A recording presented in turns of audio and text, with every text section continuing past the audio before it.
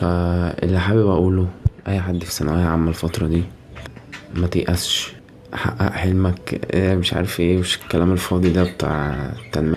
المهم يعني اي حد انا اعرفه في ثانوية عامة الفترة دي صعبة، وبالذات شهر 1 و2 و3 لحد الامتحانات، وهيعدي عليك رمضان وهيعدي عليك العيد، وفي رمضان مش هتقدر تعمل حاجة، ولا في العيد يعني هتحس كده ان انت متكتف في حاجة غلط.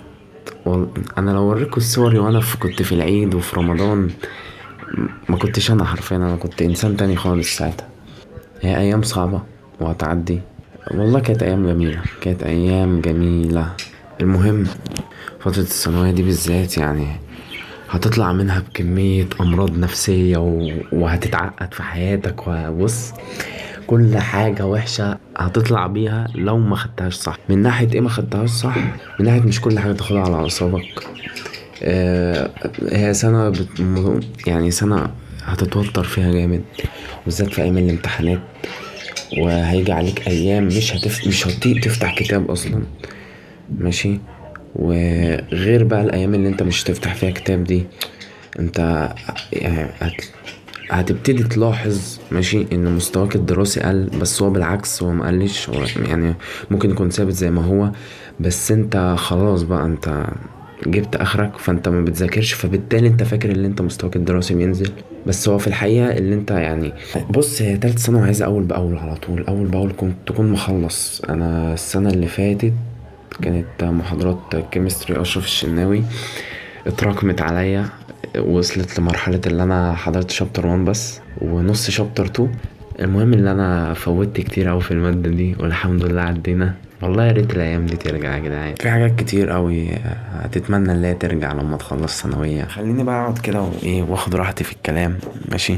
هتفهم السنة دي بعد ما تخلصها بجد، وهتحس بقيمة الوقت اللي انت كنت فيه. من حيث بقى ضغوطات، انت اكيد لما تخلص ثانوية كده تشتغل، اكيد هيبقى في كلية لازم تنتظم فيها، لو ما انتظمتش فيها زي هتعمل، ما بلاش اتكلم. ادي اخرة اللي يكسل ما يذاكرش في الكلية. بس خدت على دماغي، خدت على دماغي والله. فثانوية عامة دي من يعني سنة صعبة وسنة حلوة، وسنة هتتمنى ان هي ترجع تاني.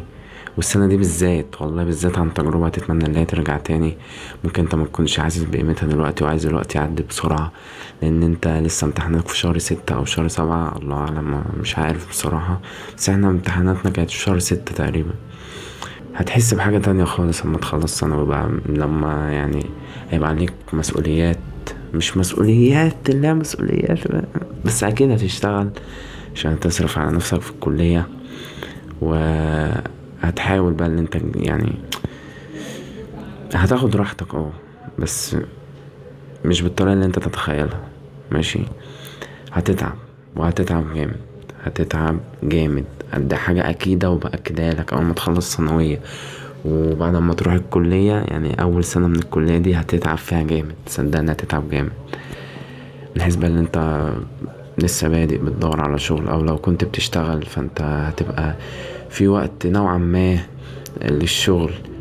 هتوصل بيك المرحلة اللي انت هتبقى عايز الوقت يرجع بيك بأي طريقة، بأي طريقة. لو بقى ما خدتش الكلية جد هتتسوح جامد، هتحس ان انت تايه. اول سنه دي اكيد انا باكد لك ان انت هتحس ان انت تايه. ممكن يعني ما تبصش لحته ان انت يبقى ليك صحاب اول ما تخش كليه، ماشي، غير صحابك لو طلعوا معاك في نفس الجامعه فدي حاجه حلوه يعني. وعادي ممكن صحابك في الجامعه يبقوا معاك، صحابك اللي كانوا معاك في ثانوي وفي ابتدائي وفي اعدادي ممكن يجوا معاك الجامعة برضو، ما تقابلهمش كتير او ما تقعدش معاهم كتير، فاهم؟ او دي حاجات انا عشتها، ماشي، دي حاجات انا عايشها، انا بحكي حاجات انا بمر بيها. انا حاليا والله بجد، انا حاليا انا نفسي تالت سنة ترجع تاني، من رغم ان هي كانت سنة صعبة دراسيا، ماشي. او احنا يعني كانت صعبة علينا احنا، عشان احنا اولى ثانوي وتانية ثانوي ما كناش مؤهلين اصلا، وطلعنا تالتة ثانوي واحنا مش مؤهلين ان احنا نفتح كتاب، فكانت صعبة علينا دراسيا. بس من ناحية الذكريات وكده، فهي كانت سنة بصراحة سنة حلوة. وحتى لسه دلوقتي أنا فاكر أول يوم، وفاكر أول يوم رحت في درس، فاكر شهر كام كان، شهر 11. فاكر شهر 11 ده كله، فاكر شهر 12 وشهر واحد. أيام ما تتنسيش بصراحة، وأيام العيد وأيام رمضان. يعني هي سنة حلوة بصراحة، مش تستوعبها غير بجد اما تخلصها. انا المفروض ان انا بعمل الفيديو ده وانا بكرة على امتحان الساعة 8 ونص الصبح، ماشي؟ فيلا.